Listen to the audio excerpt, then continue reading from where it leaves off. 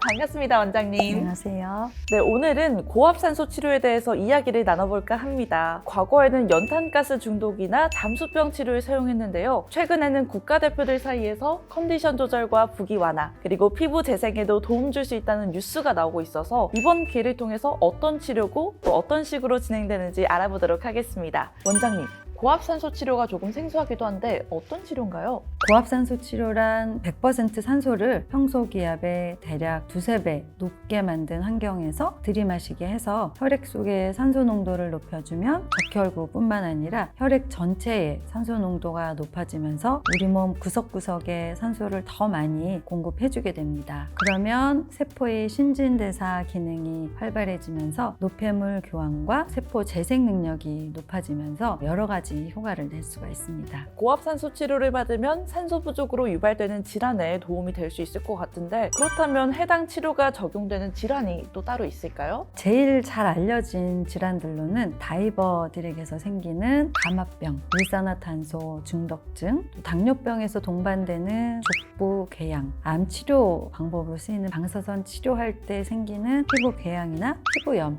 돌발성 난청 등이 있고요. 그리고 질환이 아니더라도 외상이나 수술로 인한 부종이나 멍을 빼는데도 효과가 좋습니다. 생각했던 것보다 다양한 질환을 치료하는데 도움이 되는 것 같은데요. 최근에 노화 예방과 피부 회복, 그리고 스트레스 해소를 위해서 해외 셀럽분들이 고압산소 치료를 활용하는 모습이 노출됐어요. 그러다 보니까 과연 이게 효과가 있을까 이런 생각이 들었는데, 고압산소 치료가 피부 재생과 노화 방지에도 도움이 될 수 있을까요? 논문 중에 하나를 보면 60세 이상의 건강한 성인분들한테 주 5일 60회 고압산소 치료를 하고 나서 검사를 해봤는데, 노화 유전자로 알려진 텔로미어 길이가 원래 노화될수록 점점 짧아지거든요. 근데 이 치료받으신 분들의 경우에는 오히려 텔로미어 길이가 길어지고 노화된 세포들의 숫자가 줄어든 결과를 보여줬거든요. 그래서 고압산소 치료가 세포 노화를 억제하고 피부에도 항노화 효과가 있을 거다라고 유추를 해볼 수가 있습니다. 또한 상처 회복 능력이 좋아지고 항염,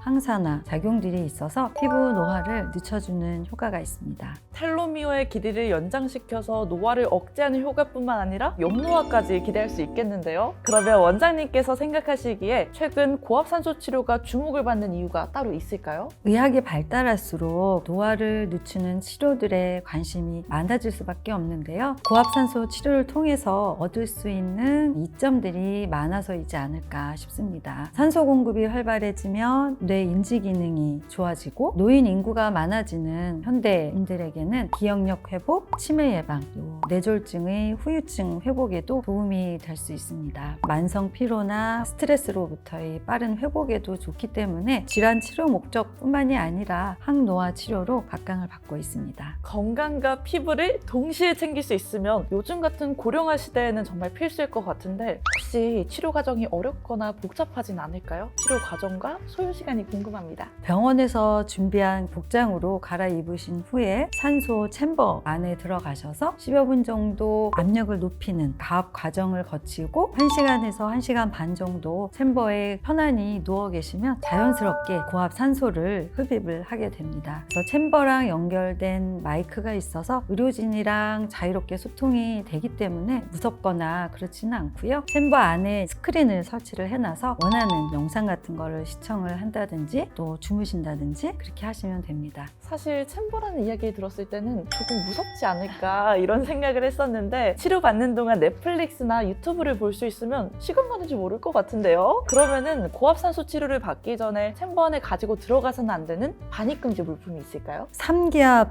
이런 고압의 환경이기 때문에 금속으로 된 장신구나 이런 건 모두 벗으셔야 되고요. 물론 핸드폰이나 기타 다른 전자기기들은 가지고 들어가실 수 없습니다. 그리고 고압산소 치료 1시간 전부터는 탄산음료는 마시지 않는 게 좋고요. 네, 그럼 고압산소 치료는 몇 회 정도 받아야 효과를 볼 수 있을까요? 횟수와 치료 간격이 따로 정해져 있나요? 어떤 목적으로 치료를 하느냐에 따라서 좀 다른데요. 질환을 치료한다라는 목적을 갖는다면 매일 집중적으로 받으시는 게 좋고, 항노화를 목적으로 치료를 한다면 주 2, 3회 10번 이상 치료를 하고, 그 이상부터는 주 1, 2회 정도 꾸준히 하는 게 좋습니다. 그럼 무엇보다 꾸준하게 치료를 받는 게 중요할 것 같은데요. 고압산소 치료의 효과를 높일 높이려면 어떤 걸 해야 할까요? 고압산소 치료의 항노화, 재생 효과를 배가시켜주는 생활 습관, 식습관을 신경을 써주면 좋습니다. 규칙적인 신체 활동 및 충분한 수면, 건강한 식습관, 항노화 효과를 갖는 영양제 같은 것도 섭취해주면 좋습니다. 평소 생활 습관을 교정해서 몸을 건강하도록 하는 게 가장 중요한 부분인 것 같습니다. 그러면 고압산소 치료 시 주의해야 될 점이 있다면 어떤 것들이 있을까요? 3기압까지 가압을 하는 과정이 있기 때문에 우리가 평소 비행기 타서 고도가 높아질 때 느끼는 압력 차이처럼 기가 먹먹해지는 게 초기에 있을 수 있거든요. 그래서 치료 전 교육을 시켜드리는 대로 귓 속 압력을 맞춰가면서 천천히 가압을 하면 무리 없이 받으실 수 있습니다. 치료 후 챔버에 나온 후에는 특별한 주의사항은 없습니다. 매뉴얼만 잘 지킨다면 부담 없이 편하게 치료를 받을 수 있을 것 같습니다. 마지막으로 고압산소 치료 관련해서 시청자 여러분들께 전하고 싶은 말씀 있으신가요? 고압산소 치료는 앞서 말씀드린 대로 항노화, 항염, 면역 증강 효과 등 많은 효과를 가지고 있지만 아직까지는 보조적인 치료이기 때문에 만능 치료라고 하기보다는 우리 몸을 건강하게 회복하는 데 도움이 되는 하나의 치료라고 생각을 해주시면 좋겠습니다.